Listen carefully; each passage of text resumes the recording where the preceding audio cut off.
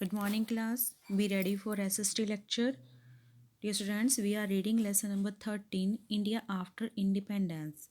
And already we have read about the topic partition of India, integration of princely states done by Sardar Vallabhbhai Patel, and liberation of French and Portuguese territories. And then we have read about the topic the making of constitution by Dr. B.R. Ambedkar, and then reorganization of states boundaries. And then we have read about the next topic our progress after 1947. तो इसमें हमने उन सब challenges के बारे में बात की थी जो जो हमारे कंट्री के अंदर जो हमारे लीडर थे उन्होंने फेस किए थे. तो after reading about these challenges now we will read about the next topic that is the international relation after independence. तो कंट्री के अंदर कैसी सिचुएशन थी ये हम लोग देख चुके हैं, पढ़ चुके हैं. तो जो अदर कंट्रीज़ थी अब उनके साथ हमारे रिलेशन कैसे थे हम उसके बारे में पढ़ेंगे. So first of all please write down today's date on the topic and then let's start.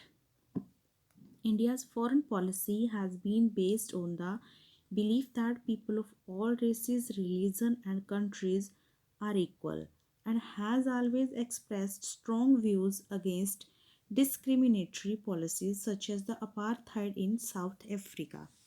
कहते हैं इंडिया की फॉरेन पॉलिसी कैसी थी, फॉरेन के साथ कैसे रिलेशन रखे हमने, उनके साथ कैसी पॉलिसी रखी. तो कहते हैं इंडिया की फॉरेन पॉलिसी जो थी वो भी इसी बात पर बेस थी कि जैसे एक कंट्री में रहते हुए सब लोग इक्वल हैं वैसे ही सभी लोग चाहे वो दूसरे देशों के हैं, किसी भी रेस के यानी कि कास्ट के हों, किसी भी धर्म के हों, किसी भी कंट्री के हों, वो सारे क्या हैं इंडिया के लिए इक्वल हैं. मतलब सभी को एज अ ह्यूमन बीइंग ही ट्रीट किया इंडिया ने कभी भी किसी से इस बात का भेदभाव नहीं किया कि ये अदर कंट्री के लोग हैं, अदर कास्ट के हैं, अदर रिलीजन के हैं.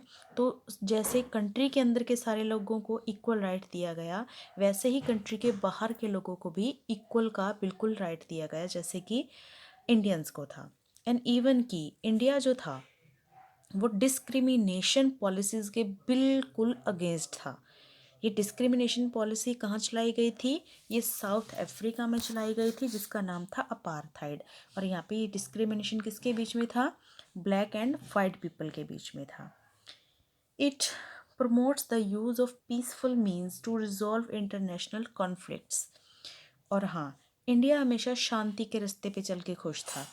पीसफुल मीन्स इंडिया जो था किसी के युद्ध में उसका हिस्सेदार नहीं बनना चाहता था, ना ही वो किसी के साथ लड़ना चाहता था. दैट्स वाई इंडिया ने जो एक नीति अपनाई थी, पॉलिसी अपनाई थी, फॉरेन पॉलिसी, उसमें उसने एक पीसफुल वे को अपनाया था. तो क्या पॉलिसी थी वो, देखिए ध्यान से. Panchsheel. The guiding principle of India's foreign policy is known as the Panchsheel which means 5 principle. कहते कि हमारे इंडिया ने जो फॉरेन पॉलिसी अडॉप्ट की, फॉरेन के साथ रिलेशन बनाने की जो पॉलिसी अडॉप्ट की, that was known as Panchsheel. उसको उस टाइम पंचशील कहा गया. और क्यों कहा गया Panchsheel, because it means it has 5 principle, क्योंकि उसमें 5 सिद्धांत थे. It was formulated by Jawaharlal Nehru in agreement with China. The 5 principles are. तो ये क्यों बनाई गई थी, क्योंकि इसके अकॉर्डिंग हमने सबसे पहले चाइना के साथ कुछ एग्रीमेंट किए थे, फिर वही एग्रीमेंट हम औरों के साथ भी करते. ठीक है, लेकिन पहले उन 5 प्रिंसिपल्स को पढ़ते हैं जो चाइना के साथ हमने बनाए थे. सबसे पहला प्रिंसिपल था respect for each others territorial integrity and sovereignty. तो कहते हैं सबसे पहली बात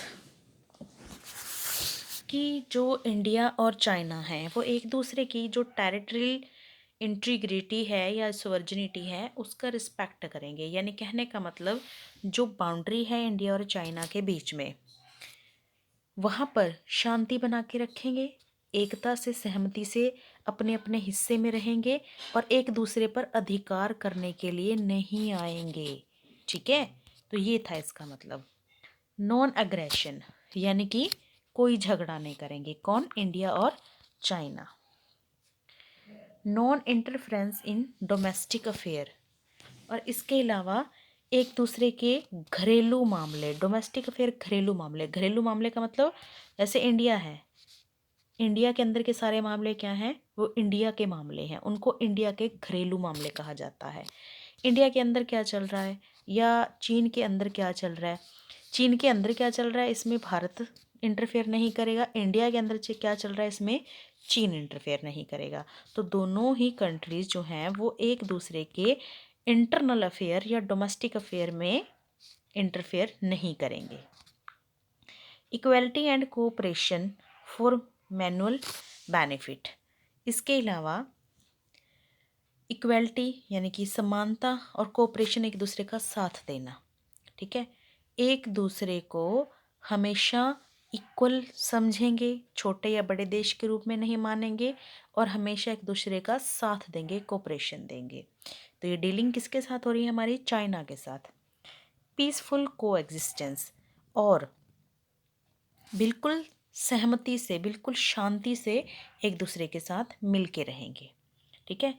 तो कोई एग्रेशन नहीं करेंगे, शांति से मिल के रहेंगे, एक दूसरे के घरेलू मामलों में इंटरफेयर नहीं करेंगे, इक्वलिटी रखेंगे, कोऑपरेशन भी देंगे और एक दूसरे की टेरिटरी है, सीमा है, उसका सम्मान करेंगे, एक दूसरे पर अटैक नहीं करेंगे। तो ये 5 थिंग्स थी जिनको पंचशील का नाम दिया गया। आगे हम बात करते हैं, लेकिन आपको पता भी है कि चाइना जो था वो अपने इन नीतियों पे नहीं चल पाया। चाइना ने सबसे पहले इनको तोड़ा और 1962 में इंडिया पर अटैक भी किया था। तो एक बड़ा ही डीप इम्पैक्ट हुआ था इसका हमारे इंडिया पर। तो काफ़ी जो विश्वास था हमारे इंडिया का वो टूट गया था। तो पंचशील के जो सिद्धांत थे वो 1962 में जो थे वो यानी कि सारे के सारे टूट गए थे, क्योंकि सबसे पहले शुरुआत किसने की थी, चाइना ने की थी, इन्होंने इंडिया पर अटैक कर दिया था। Next, Bandung conference. अब देखो बैंडंग कॉन्फ्रेंस में क्या है, the newly independent African and Asian countries convened in 1955 at the Bandung conference held in Indonesia. तो कहते अब जो अफ्रीका की वो कंट्री जो अभी अभी आज़ाद हुई थी और एशिया की वो कंट्री जो कि अभी भी आज़ाद हुई थी, जैसे कि चाइना था, पाकिस्तान था, ठीक है, हिंदुस्तान था और थोड़े टाइम बाद फिर बांग्लादेश भी बन गया।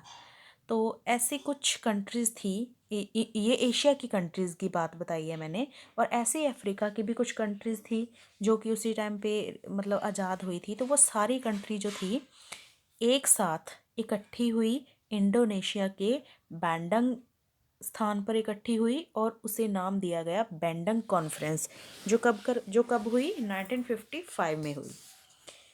इन दिस कॉन्फ्रेंस जो Enlai of China and Sukarno of Indonesia were some important participant. और कहते इन इस कॉन्फ्रेंस के अंदर एक तो चाइना के जो एनलाई और दूसरे इंडोनेशिया के जो हेड थे सुकार्नो, ये दोनों बड़े ही इम्पोर्टेंट पार्टिसिपेंट रहे थे, क्योंकि लगभग जो ये कॉन्फ्रेंस करवाई थी वो इन्होंने ही करवाई थी। तो ये आगूकार भी थे इसके। The principles of Panchsheel were formally discussed at this conference. और ये जो पंचशील के सिद्धांत बनाए थे, प्रिंसिपल्स बनाए थे, तो नेहरू जी ने इनको डिस्कस किया था कहाँ पर, इस कॉन्फ्रेंस के अंदर। Next is the non aligned movement.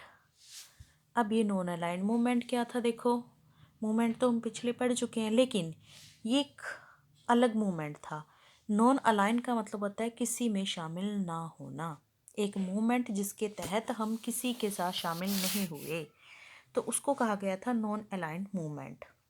The non aligned movement was launched by India and other newly independent countries at the end of Second World War। तो जब सेकेंड वर्ल्ड वार हुआ, आपको पता है कि सेकेंड वर्ल्ड वार जो था वो 1945 में एंड हुआ था, जब अमेरिका ने जापान के हिरोशिमा और नागासाकी पर बम गिरा दिए थे। तो dear students, second world war, हालांकि हमारे इंडिया जो थे, इंग्लैंड ने जो घोषणा की थी कि हमारा इंडिया भी लड़ेगा, तो उसमें इंडिया ने मना कर दिया था। कांग्रेस ने अपनी जो मतलब पोस्ट थी वो इलेक्शन के अंदर जो उन्होंने जीत के उनकी जो स्टेटस था वो उनको सबको छोड़ दिया, उन्होंने रिज़ाइन कर दिया और मना कर दिया था कि हम मतलब जो साथ है वो नहीं देंगे ब्रिटेन का। और हमने बल्कि अपनी आज़ादी के लिए स्ट्रगल स्टार्ट कर दिया था 1942 में, क्विट इंडिया मूवमेंट, जिसके वजह से हम आज़ाद भी हुए। तो अब जो सेकेंड वर्ल्ड वार हुआ था उसमें बहुत ज़्यादा नुकसान भी हुआ। तो डियर स्टूडेंट्स, इस सेकेंड वर्ल्ड वार के एंड में जो कुछ कंट्रीज़ न्यूली इंडिपेंडेंट कंट्रीज़ बनी थी, जैसे उनमें से हमारा इंडिया भी एक था, वो सारे इकट्ठे हुए और उन्होंने मिलकर एक मूवमेंट चलाया, नॉन अलाइन मूवमेंट।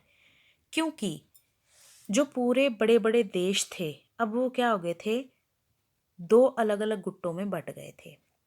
एक तो कंट्री थी यूएसए जो सबसे बड़ी और पावरफुल थी, दूसरी थी यूएसएसआर। अब ये अपनी अपनी एक तरह से कहते हैं ना कि पार्टियां तैयार कर रही थी कि भाई मेरे साथ ये बंदे इकट्ठे होंगे, तो मतलब एक तरह से लड़ने के लिए लगा लो, ये अपनी अपनी पार्टियां, ये अपनी अपनी पावर इकट्ठी कर रही थी। तो ये सब देशों को एक दूसरे के साथ मिला रही थी। लेकिन जो न्यूली इंडिपेंडेंट कंट्रीज़ थी उन्होंने डिसाइड किया कि वो ना इसमें शामिल होंगे ना इसमें शामिल होंगे, वो दोनों में शामिल नहीं होंगे। तो उनकी इस नीति को, इस पॉलिसी को नॉन अलाइंड मूवमेंट कहा गया। At the end of war the countries of the world were grouped into two power blocks leading to the Cold War। तो डियर स्टूडेंट्स, ये टू पावरफुल ब्लॉक्स में अभी आपको बता चुकी हूँ, टू पावरफुल कंट्री यूएसए और यूएसएसआर, यानी कि रूस और अमेरिका।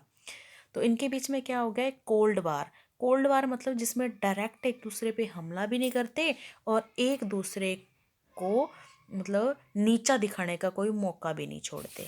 ठीक है, मतलब एक खींचतान जो आपस में लगातार इनकी चलती रही, तो उसको कोल्ड वार कहा गया। डायरेक्ट अटैक नहीं करते थे ये जैसे ताने कसने, ठीक है, या फिर एक दूसरे को पावर में हराने के लिए कुछ और कर देना, ये सब बातें जिनके बीच में थी वो चल रही थी, खींचातानी चल रही थी।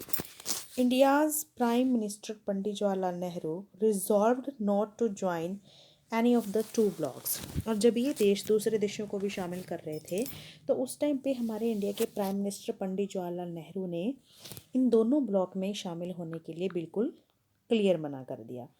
It is based on the principle of Panchsheel and at present more than 100 countries and are its members। तो डियर स्टूडेंट्स, ये जो हमारा नॉन अलाइंड मूवमेंट था, किसी में शामिल ना होना, ये जो हमारा एक प्रिंसिपल था, मूवमेंट था, वो किस पे बेस्ड था, हमारे पंचशील के प्रिंसिपल पर बेस्ड था। और एट प्रेजेंट अगर हम बात करें तो मोर देन 100 कंट्रीज़, मतलब 100 से भी ज़्यादा कंट्री जो हैं वो पंचशील, प्रिंसिपल ऑफ पंचशील के मेंबर बन चुके हैं। कहने का मतलब कि वो हमारे इंडिया की तरह ना तो यूएसए में शामिल हुए और ना ही यूएसएसआर में शामिल हुए। इंडिया एंड हर नेपर्स, देखिए यहाँ पर आपको बताया गया है Pandit Nehru with NAM member. तो नैम कौन है, नॉन अलाइंड मूवमेंट के member. India and her neighbour, अब इंडिया और उनके नेबर के बारे में पढ़ते हैं। Bangladesh, at the time of partition of India Bangladesh became East Pakistan, already we have discussed about it, which was a part of present day Pakistan. जो आज का पाकिस्तान है पहले बांग्लादेश उसका एक हिस्सा था, मतलब वो भी पाकिस्तान ही था। ठीक है, उसको ईस्टर्न पाकिस्तान कहा गया था। It finally became a free country in 1971 when the Bangladeshi waged a war under Sheikh Mujibur Rahman। तो डियर स्टूडेंट्स, कहते कि उसके बाद 1971 में जो बांग्लादेश के लोग थे जिनको कि ईस्ट पाकिस्तानी भी कहा जाता था, तो उन्होंने शेख अली मुजीबर रहमान के अंडर एक मूवमेंट चलाया आज़ादी के लिए कि हमें पाकिस्तान के अंडर नहीं रहना, हम अपना देश जो है वो खुद नया बनाएंगे और अपना देश खुद चलाएंगे। तो उन्होंने एक मूवमेंट चलाया और अपनी कंट्री को फ्री करवाने के लिए 1971 में मूवमेंट स्टार्ट कर दिया। India has been providing technological, financial, and material help to the country for decades. और वैसे भी जब से आज़ाद हुए थे 1947 में आज़ाद हुए थे और 1971 की बात आ गई है, इतने सालों से हमारा इंडिया ही हेल्प कर रहा था उसी कंट्री को ग्रो करने में। टेक्नोलॉजिकल हेल्प भी हम दे रहे थे, फाइनेंशियल भी हेल्प हम दे रहे थे, मटेरियल भी हम दे रहे थे उस कंट्री को कई सालों से, डिकेड्स मतलब कई दशकों से। तो अब पाकिस्तान की कंट्री, पाकिस्तान संभालता नहीं, हम उसको इतने टाइम तक हेल्प दे रहे हैं, तो उन्होंने कहा कि हमें पाकिस्तान के साथ तो शामिल होना ही नहीं है। और इंडिया उसको शामिल कर नहीं सकता था, इंडिया की टेरिटरी वैसे ही बहुत बड़ी थी। तो उन्होंने डिसाइड किया कि वो एक सेपरेट कंट्री बनाएंगे, इसीलिए उन्होंने वो मूवमेंट किया। Next, the two countries have unresolved issue regarding illegal immigration and sharing of water. तो कहते हैं कि अब इंडिया और बांग्लादेश के बीच में जो बाकी के इशू थे वाटर की शेयरिंग के, या जो इलीगल इमिग्रेशन हो रही थी यानी कि एक देश से लोग दूसरे देश में आ रहे थे, तो उसके लिए भी काफ़ी मतलब इनके जो थे आपस में तकरार चल रही थी। ये जो इशू थे ये अनरिजॉल्व्ड थे, मतलब अनसुलझे हुए कुछ ऐसे इशू थे जो अभी भी चल रहे थे।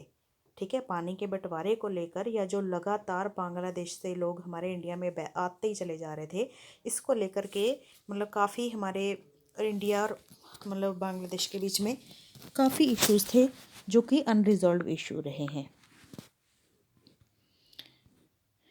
द नेक्स्ट वन,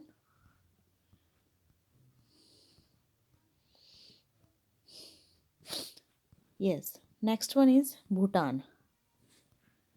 नाउ आपका पता ही है भूटान कहाँ है, बिल्कुल सिक्किम के नियरेस्ट है, तो वो हमारी नेबरिंग कंट्री है भूटान।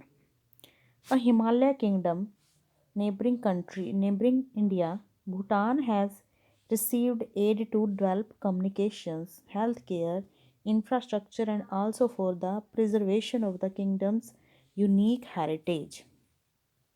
कहते एक हिमालयन किंगडम है हमारी नेबरिंग कंट्री जिसका नाम भूटान है, और उन्होंने भी इंडिया से बहुत सारी हेल्प रिसीव करी है।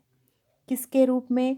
कम्युनिकेशन के लिए हेल्प ली है इंडिया से, हेल्थ केयर के लिए भी इंडिया से हेल्प ली है भूटान ने, इंफ्रास्ट्रक्चर के लिए भी, और अपनी जो यूनिक हेरिटेज है उसको बचाए रखने के लिए भी, यानी कि अपनी सुरक्षा के लिए भी जो भूटान है उन्होंने इंडिया से मदद ली है। तो लगभग इंडिया जो था वो हेल्पिंग हैंड रखता था, पीसफुल हैंड रखता था अपने पड़ोसियों के साथ, लड़ता नहीं था। ठीक है, तो यही इसमें बताने की कोशिश की गई है कि पहले हम बांग्लादेश के साथ हैं, हालांकि कुछ अनरिजॉल्व इशू ज़रूर हुए हैं, लेकिन हमने कभी भी उनके ऊपर कुछ थोपने की कोशिश नहीं करी। ठीक है, तो हमारे लगभग फ्रेंडली रिलेशन रहे हैं ऐसे ही भूटान के साथ। अब हम बात करते हैं नेक्स्ट म्यांमार। और म्यांमार जो है वो आपको अच्छे से पता होना चाहिए कि जिस तरफ हमारे इंडिया की ईस्टर्न कंट्रीज़ हैं, नॉर्थ ईस्टर्न स्टेट हैं, तो जैसे कि नागालैंड, मणिपुर, कोहिमा, उन्हीं के बिल्कुल साथ जो बाउंड्री लगती है वो म्यांमार की लगती है। Myanmar is a country which lies in the eastern border of the country. तो म्यांमार एक ऐसा देश है जो इंडिया के ईस्टर्न बॉर्डर पर है। India has improved trading relations with the country and has taken up plans to bring about collaboration on projects in different fields like power, gas, technology, IT, etcetera.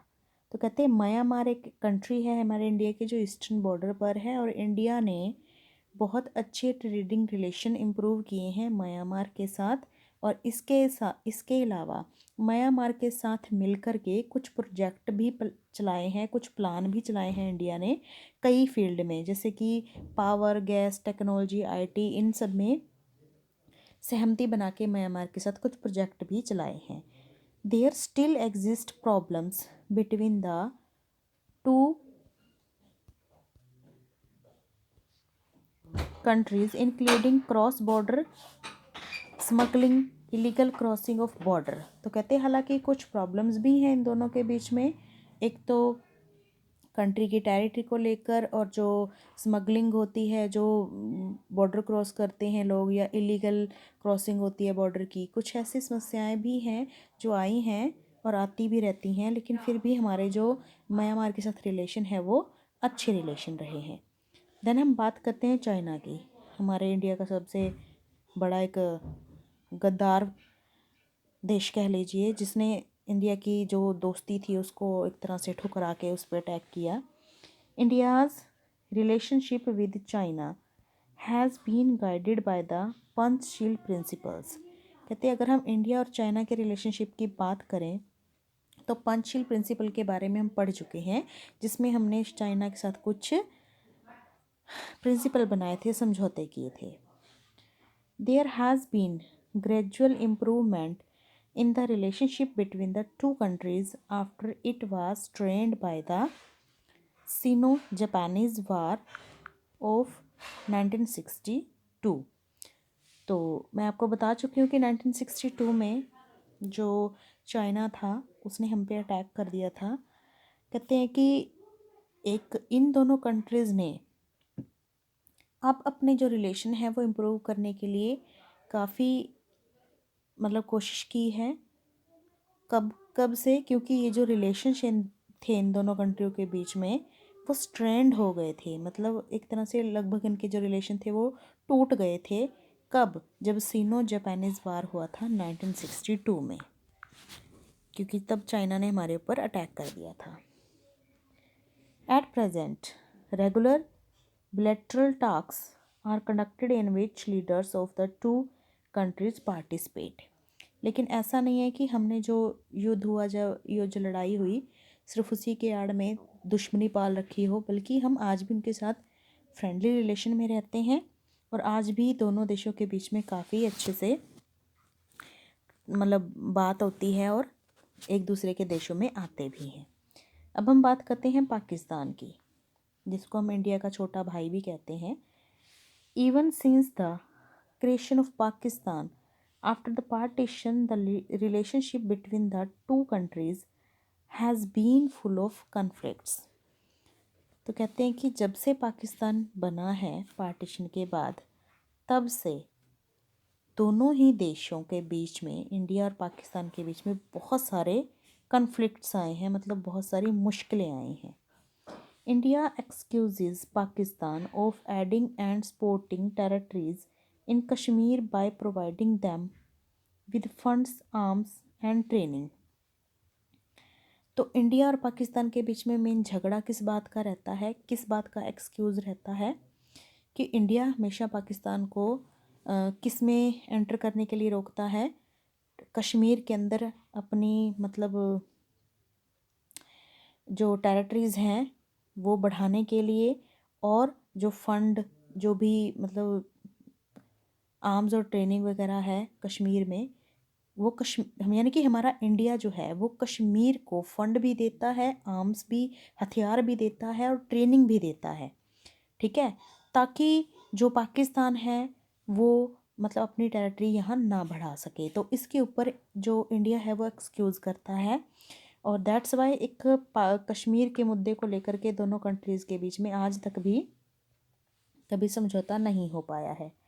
India support for Bangladesh during the freedom struggle also increase the level of mistrust which has been worsened by the possession of nuclear weapons by both the countries.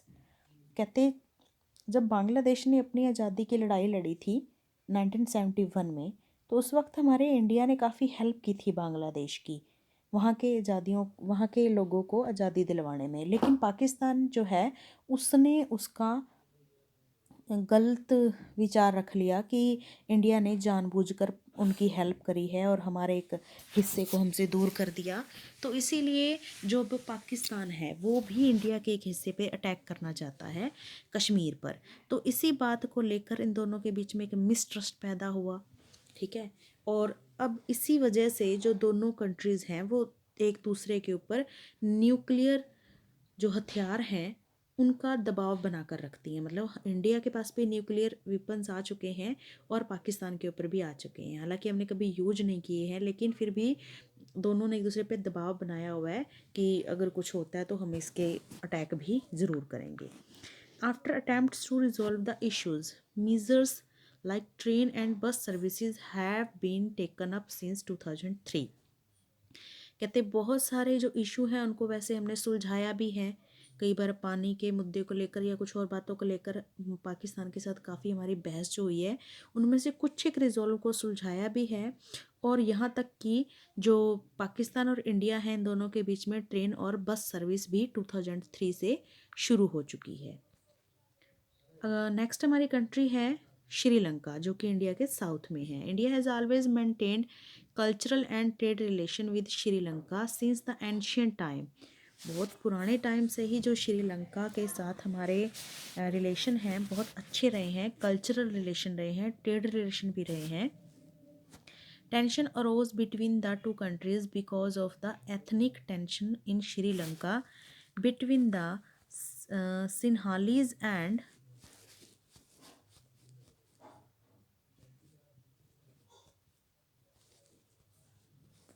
Tamil citizen. अब देखो, India और श्रीलंका में वैसे तो कहते हैं बहुत अच्छे रिलेशन हैं, लेकिन फिर भी एक प्रॉब्लम रहती है। जो सिन्हाली कास्ट के लोग हैं और तमिल सिटीजन हैं, काफ़ी तमिल सिटीजन जो हैं वो श्रीलंका में रहते हैं, ठीक है।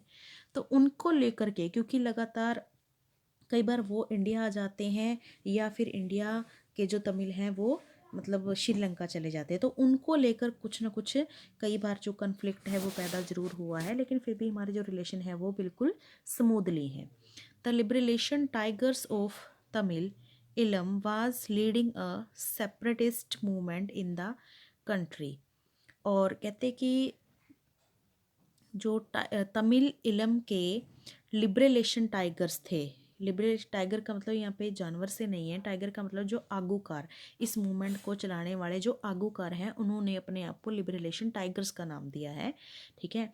तो जो ऐसे मतलब आगूकार लोग थे तमिल इलम मूवमेंट के, उन्होंने कंट्री में तमिल के सेपरेटेशन के लिए बड़ा मूवमेंट भी चलाया हुआ है। India sent a peace keeping mission to the country which was withdrawn in 1990। तो इंडिया ने कहते एक यानी कि शांति बनाने के लिए, हालांकि जो उस कंट्री में अभी भी जो तमिल इलम हैं वो अभी भी अपनी आज़ादी के लिए लड़ रहे हैं श्रीलंका के अंदर। तो इंडिया ने एक बार उनको पीस कीपिंग मिशन यानी कि शांति का प्रस्ताव भी भेजा था, लेकिन जो श्रीलंका के लोग थे उन्होंने उसको ठुकरा दिया। Since then trade and economic relation between the two countries have improved considerably. हालांकि उन मुद्दों पर जो है सहमति नहीं बनी है श्रीलंका के साथ, लेकिन फिर भी जो इकोनॉमिक और ट्रेड रिलेशन है श्रीलंका के साथ वो आज भी आराम से मतलब चल रहे हैं और इम्प्रूव भी हुए हैं।